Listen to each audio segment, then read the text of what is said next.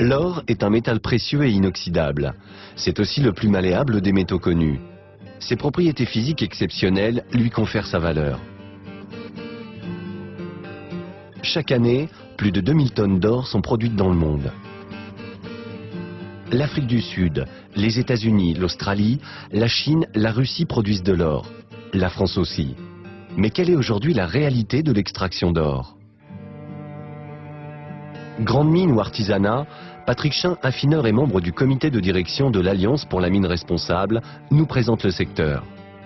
L'industrie minière, la grande mine, produit 90% de l'or annuellement produit et seulement avec 10% de la main-d'œuvre, alors que vous avez l'industrie artisanale de l'or qui produit 10% de l'or, donc 200 à 300 tonnes d'or, avec 90% de la main-d'œuvre du secteur. Il nous explique également qu'aujourd'hui, l'artisanat minier représente à lui seul plus de 15 millions de mineurs répartis de plus en plus souvent dans les pays du Sud.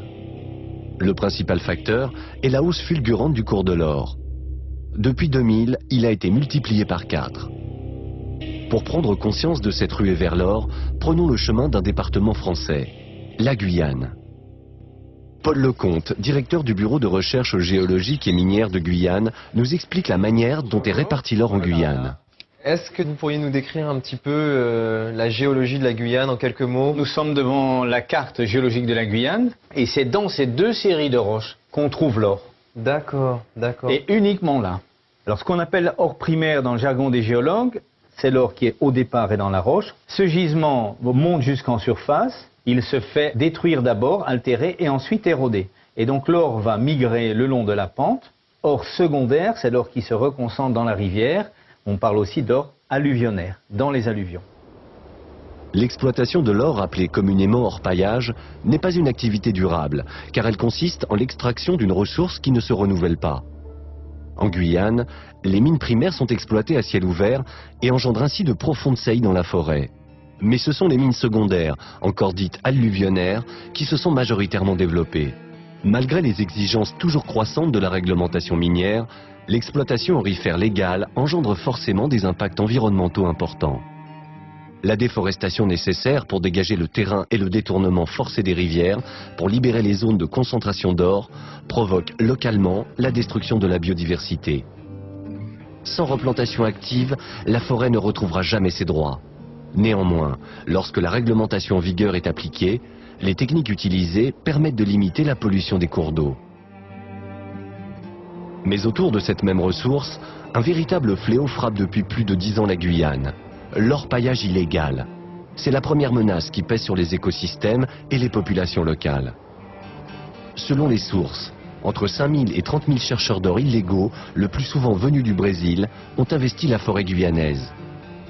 Leurs techniques d'exploitation rudimentaires, non contrôlées, ravagent la région entière. Les eaux boueuses, directement rejetées dans les rivières, provoquent une pollution abondante, entraînant la dégradation des écosystèmes aquatiques sur plusieurs dizaines de kilomètres en aval.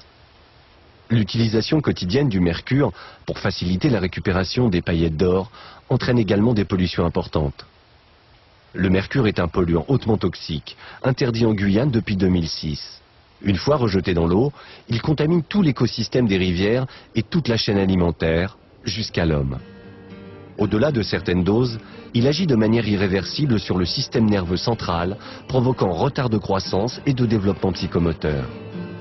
Des études réalisées sur les cheveux des enfants ont fait apparaître des taux de mercure jusqu'à 2 fois supérieurs à la norme fixée par l'Organisation mondiale de la santé. Pour essayer de contenir ce fléau, l'État a mis en place des moyens conséquents, mais encore largement insuffisants. Le chef d'escadron Villeras de la section Opération de Guyane nous présente les actions menées par la gendarmerie. Alors l'opération Harpie elle-même, elle a débuté en 2008 avec, à la suite de la venue du président de la République en Guyane. Il a annoncé effectivement que des mesures importantes allaient être prises pour lutter contre l'orpaillage illégal qui au niveau guyanais est un fléau vraiment très très important. La philosophie de l'opération, c'est vraiment à partir de ces postes de contrôle de fermer les flux d'approvisionnement aux sites clandestins. Donc pour résumer, un maillage du territoire important qui s'appuie à la fois donc sur des blocs routiers et donc des barrages routiers, des barrages fluviaux répartis un peu partout sur le territoire et en particulier sur ces deux immenses frontières qu'on partage d'un côté avec le Brésil, d'un côté avec le Suriname. L'ensemble de ces postes de contrôle fluviaux sont contournés, malheureusement. Encore une fois, le territoire est difficile à tenir. Il s'adapte en permanence. Donc il s'adapte à la fois au changement de climat et également à toutes les réponses opérationnelles qu'on peut apporter à leur mode d'action. Ils trouvent forcément une parade. Et en fait, c'est un jeu permanent. Ouais, exactement, c'est le jeu du chat et de la souris. En appui aux différents barrages, la gendarmerie a pour mission de débusquer les chantiers illégaux et de détruire les installations des clandestins afin de les empêcher de travailler. Mais la plupart du temps, à l'arrivée des commandos, les chantiers ont déjà été désertés. Les gendarmes doivent alors chercher le matériel caché sous l'eau ou sous terre par les clandestins afin de le démolir et retarder ainsi le retour des orpailleurs illégaux. Mais ils ne partent jamais bien loin. En pleine forêt, de véritables villages clandestins se sont formés. On y retrouve tous les maux caractéristiques de cette économie souterraine. Trafic d'armes, drogue, meurtre, prostitution, tout se monnaie en or. Sida et paludisme frappent ces populations de plein fouet.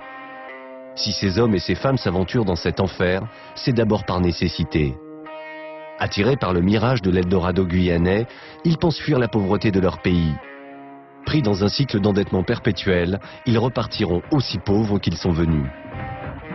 Existe-t-il de nouvelles solutions pour endiguer ce fléau qui frappe la Guyane comme de nombreuses régions dans le monde ? Comment pouvons-nous, en tant que consommateurs, lutter contre l'or illégal qui ravage toutes les forêts tropicales et menace les populations qui y vivent? Réponse à ces questions dans la suite de notre reportage. De la vitrine à la mine, enquête sur l'or illégal en Guyane.